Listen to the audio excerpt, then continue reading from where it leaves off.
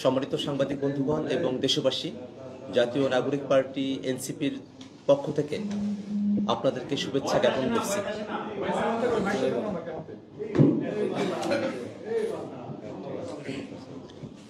আসসালামু আলাইকুম। প্রিয় সাংবাদিক বন্ধুগণ এবং দেশবাসী, জাতীয় নাগরিক পার্টি এনসিপির পক্ষ থেকে আপনাদেরকে শুভেচ্ছা জ্ঞাপন করছি। আমরা শ্রদ্ধার সঙ্গে স্মরণ করছি আমাদের হাজারো শহীদদের, যাদের রক্তের বিনিময়ে এক নতুন বাংলাদেশে 1 বছর পূর্তির পরে আমরা নতুন বাংলাদেশের স্বপ্নকে জারি রাখতে পেরেছি।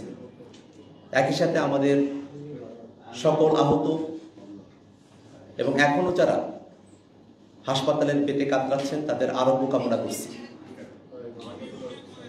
গণঅভ্যুত্থানের 1 বছর পূর্তিতে বহুল আকাঙ্ক্ষিত জুলাই ঘোষণাপত্র পাশ করা হয়েছে। আমরা সরকারের এই উদ্যোগকে সাধুবাদ জানাই। একই সাথে জুলাই ঘোষণাপত্র তার ভিতরগত বিষয়গুলো নিয়ে আমরা দীর্ঘ সময় পর্যালোচনা করেছি এবং কিছু বিষয় তা যদি জুলাই ঘোষণাপত্রের মধ্যে উল্লেখ থাকতো তাহলে এই ঘোষণাপত্র আরো পরিপূর্ণ হতে বলে আমাদের মনে হয়। সে বিষয়গুলোই আমরা আপনাদের কাছে এখন উপস্থাপন করব। আমরা গত বছর বৈষম্যবিরোধী ছাত্র আন্দোলনের উদ্যোগে জাতীয় শহীদ মিনারে একত্রিত হয়েছিলাম এবং সেখানে জুলাই ঘোষণাপত্রের বিষয়ে ছাত্র জনতার পক্ষ থেকে দাবি জানানো হয়েছিল। সরকার সময় চেয়েছিলেন, একটা দীর্ঘ সময় অতিবাহিত হওয়ার পরেও দীর্ঘদিন আমাদেরকে অপেক্ষা করতে হয়েছে। সে অপেক্ষার অবশেষে অবসান ঘটেছে গতকাল। আমরা জুলাইয়ের যে ঘোষণাপত্র পেয়েছি তাতে জুলাইয়ের সকল শহীদদের জাতীয় বীর হিসেবে স্বীকৃতি প্রদান করা হয়েছে। জুলাইয়ের সকল আন্দোলনকারী, শহীদ পরিবার, আহত সকলকে আইনি সুরক্ষা দেওয়ার কথা প্রতিশ্রুতি ব্যক্ত করা হয়েছে। এই ঘোষণাপত্রের মধ্য দিয়ে রাজনৈতিক দলগুলোর তরফে আবারও প্রতিশ্রুতি ব্যক্ত করা হয়েছে যে বাংলাদেশ একটি বৈষম্যহীন, দুর্নীতিমুক্ত, ফেসিবাদ মুক্ত একটি রাষ্ট্র কাঠামো আমরা পাব। এবং একই সাথে এই ঘোষণাপত্রের আরো পরিপূর্ণতার জন্য আমরা দীর্ঘ সময় ধরে সরকারের কাছে যে দাবিগুলো জানিয়ে এসেছিলাম তার কিছু বিষয় এখানে অনুপস্থিত থেকে গেছে। আমরা যদি একেবারে শুরুর সময়টাতে খেয়াল করি, লিখবো আমার ভবিষ্যৎ মসৃণ পাতায় পাতায়, এই উজ্জ্বল ক্যানভাস আমার প্রিয় খাতায়, সঠিক পাতার খাতা রঙিন কলম বাঁধা, শিখেছি দেখো নতুন করে মজার ধাঁধা, ভাল লাগে এই খাতায় লিখে যতবার, মনে হয় এ আমার সেরা উপহার। বসুন্ধরা খাতা, লেখো তোমার ভবিষ্যৎ। উপনিবেশ বিরোধী লড়াইয়ের কথা বলা হয়েছে, কিন্তু এই ভূখণ্ডের মানুষের উপনিবেশ বিরোধী লড়াইয়ের অন্যতম রেফারেন্স পয়েন্ট 47কে এখানে উল্লেখ করা হয়নি। আমরা মনে করি যে বাংলাদেশের এই ভূখণ্ডের এবং সার্বভৌম রাষ্ট্র পাওয়ার পেছনে 47, 71 এবং আমাদের 24-এর যে আন্দোলন, তার সকল কিছুর একটি সম্মিলন এই ঘোষণাপত্রকে আরো সমৃদ্ধ করতে পারত। এই ঘোষণাপত্রে শহীদের সংখ্যার ব্যাপারে প্রায় 1000 শব্দবন্ধ ব্যবহার করা হয়েছে, অথচ জাতিসংঘের রিপোর্টে 1400 জন মানুষ এই অভ্যুত্থানের সময়কালে শহীদ হয়েছেন। এই পরিসংখ্যান আমাদের সকলের জানা। সেক্ষেত্রে গত 1 বছর ধরে সরকার যে শহীদদের প্রকৃত সংখ্যা নির্ণয় করতে ব্যর্থ হয়েছে, আহতদের প্রকৃত সংখ্যা নির্ণয় করতে ব্যর্থ হয়েছে, তার একটা ছাপ আমরা এই ঘোষণাপত্রের মধ্যে দেখতে পেলাম। এই ঘোষণাপত্রে গত 16 বছর ধরে বাংলাদেশের মানুষেরা যে আন্দোলন সংগ্রামগুলোতে অবতীর্ণ হয়েছে, বিশেষত আমাদের 16 বছরের এই জার্নিতে রাষ্ট্রীয় গুরুত্বপূর্ণ যে বিষয়গুলো জাতির কাছে আমাদের কাছে মনে হয়েছে, তার অনেকগুলো বিষয় এখানে অনুপস্থিত থেকে গেছে। পিলখানা হত্যাকাণ্ড, শাপলা গণহত্যা, জুডিশিয়াল কিলিং, ভ্যাট বিরোধী আন্দোলন, 2018 সালের কোটা সংস্কার আন্দোলন এবং নিরাপদ সড়ক আন্দোলন, আবরার ফাহাদের হত্যার বিরুদ্ধে আগ্রাসন বিরোধী আন্দোলন, মোদী বিরোধী আন্দোলনের কথা এই ঘোষণাপত্রে উল্লেখ থাকলে ঘোষণাপত্র পরিপূর্ণ হতে পারত। আমরা মনে করি যে গত 16 বছর ধরে বাংলাদেশের মানুষেরা আরো অসংখ্য আন্দোলন সংগ্রাম করেছেন, কিন্তু ইতিহাসের এই পরতে যে ঘটনাগুলো আমাদের জাতীয় জীবনে দীর্ঘমেয়াদী ছাপ রেখে গেছে, সেই ঘটনাগুলোর উল্লেখ করা আমাদের জাতির জন্য গর্বের বিষয় হতে পারত।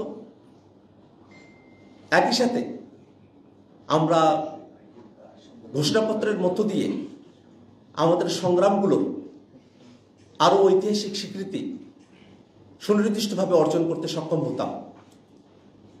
সব থেকে গুরুত্বপূর্ণ যে বিষয়টা আমাদের কাছে মনে হয়েছে,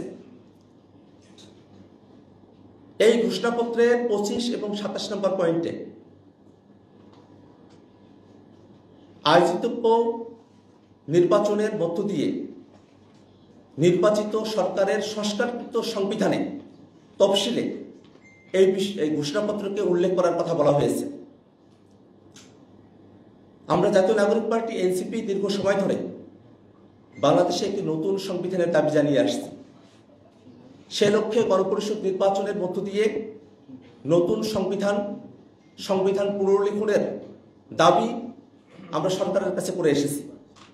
ঐক্যমত্য কমিশনে রাজনৈতিক দলগুলোর মধ্যে সংস্কারের বিভিন্ন বিষয়বস্তুতে ঐক্যমত্য তৈরি হয়েছে, কিন্তু এখনো পর্যন্ত সেখানে বাস্তবায়নের পথ কি হবে তা নিয়ে আলোচনা করা হয়নি। সেক্ষেত্রে যখন এই ঘোষণাপত্রকে পরবর্তী সংস্কারকৃত সংবিধানের উপর ছেড়ে দেওয়া হয়, স্বভাবতই আমরা যে নতুন সংবিধানের দাবি জানিয়েছি, গণপরিষদের কথা বলেছি, সংবিধানে অন্তর্ভুক্তির কথা বলেছি, সেই প্রক্রিয়াকে পাশ কাটিয়ে যাওয়া হয়। আমরা এখনো দাবি জানাই যে বাংলাদেশে যে নতুন রাজনৈতিক জনগোষ্ঠীর আবির্ভাব ঘটেছে, তাদের অভিপ্রায়কে ধারণ করতে একটি নতুন সংবিধানই আমাদের জন্য সমাধান, এবং সেই নতুন সংবিধানে প্রস্তাবনার মধ্যে জুলাইয়ের ঘোষণাপত্রকে অন্তর্ভুক্ত করার দাবি আমরা জানাই। একই সাথে ঐক্যমত্য কমিশনে জুলাই সনদ কার্যকরের পন্থা হিসেবে রাজনৈতিক দলগুলোর সঙ্গে আলোচনার কথা বলা হয়েছে। আমরা দেশবাসীর কাছে এর পূর্বেই খোলাসা করে বলতে চাই যে জুলাই সনদে যে সংস্কারগুলোর বিষয়ে রাজনৈতিক দলগুলোর ঐক্যমত্য তৈরি হয়েছে এবং কমিশন সিদ্ধান্ত গ্রহণ করেছে, সেই সব সংস্কারের বিষয়বস্তুকে অন্তর্বর্তীকালীন সরকারের সময়কাল থেকেই বাস্তবায়ন করতে হবে। লিগ্যাল ফ্রেমওয়ার্ক অর্ডার এলএফও করে এটাকে কার্যকর করতে হবে এবং এই জুলাই সনদ এবং ঘোষণাপত্রের কার্যকারিতার ভিত্তিতে সামনের নির্বাচন অনুষ্ঠিত হতে হবে। প্রিয় সাংবাদিক বন্ধুগণ, আমরা দীর্ঘ সময় ধরে বাংলাদেশের মানুষেরা গুম, খুন, আয়নাঘরের নির্যাতন, অত্যাচার, বিচার বহির্ভূত হত্যাকাণ্ড, দুর্নীতি, অপশাসন, ফেসিবাদের যাতা বলে আমরা পিষ্ট হয়েছি। সেই নতুন বাংলাদেশকে আমরা নতুন করে গড়তে হলে বাংলাদেশের সকল রাজনৈতিক শক্তিকে, বাংলাদেশের মানুষেরা যে আকাঙ্ক্ষার ভিত্তিতে 24-এর গণঅভ্যুত্থানে সামিল হয়েছিলেন, একজন রিক্সা চালক, একজন শ্রমিক মজুর, একজন কিশোর, তরুণ, শিশু, নারী, তাদের সকলের মনের যে চাওয়া, সেই বাংলাদেশ প্রতিষ্ঠা করতে হলে আমাদেরকে আমাদের সংগ্রাম জারি রাখতে হবে। একই সাথে গতকাল মাননীয় প্রধান উপদেষ্টা জাতির উদ্দেশ্যে ভাষণ দিয়েছেন। ফেব্রুয়ারিতে নির্বাচনের সময়সীমার কথা উল্লেখ করেছেন। আমরা মনে করি এবং পূর্বেও আমরা বারবার ব্যক্ত করেছি যে ডিসেম্বর থেকে জুনের মধ্যে সরকার যে সময়সীমার মধ্যে নির্বাচন আয়োজন করতে চায় তাতে আমাদের আপত্তির কোনো জায়গা নেই, কিন্তু নির্বাচন আয়োজনের পূর্বে সরকারের অবশ্য পালনীয় কিছু কর্তব্যের জায়গা রয়েছে। এ সরকার গণহত্যাকারীদের বিচার করা এবং রাষ্ট্র কাঠামোর গুণগত পরিবর্তনের জন্য সংস্কারের ম্যান্ডেট নিয়ে সরকারের যাত্রা শুরু হয়েছে। অতএব নির্বাচনের পূর্বেই বিচারকে দৃশ্যমান করা এবং সংস্কারকে বাস্তবায়ন করা এ সরকারের অবশ্য কর্তব্য। একই সাথে নির্বাচনের পূর্বেই মাঠ প্রশাসনের নিরপেক্ষতা নিশ্চিত করা এবং লেভেল প্লেইং ফিল্ড নিশ্চিত করা অবশ্যই সরকারকে আমাদের কাছে প্রতিশ্রুতি ব্যক্ত করতে হবে এবং নির্বাচনের পূর্বেই সংস্কার বিচারকে দৃশ্যমান করা, মাঠ প্রশাসনের নিরপেক্ষতা নিশ্চিত করা, লেভেল প্লেইং ফিল্ড নিশ্চিত করার নিশ্চয়তা আমাদেরকে দিতে হবে। সাংবাদিক বন্ধুগণ, আমরা এই জুলাই ঘোষণাপত্রে যে প্রতিশ্রুতিগুলো ব্যক্ত করেছি সেগুলো যেন বাংলাদেশে অবশ্যই বাস্তবায়িত হয়, সেই শপথ যেন বাংলাদেশের সকল রাজনৈতিক দল এবং বাংলাদেশের সকল মানুষের পক্ষ থেকে বারংবার বিবৃত হতে থাকে।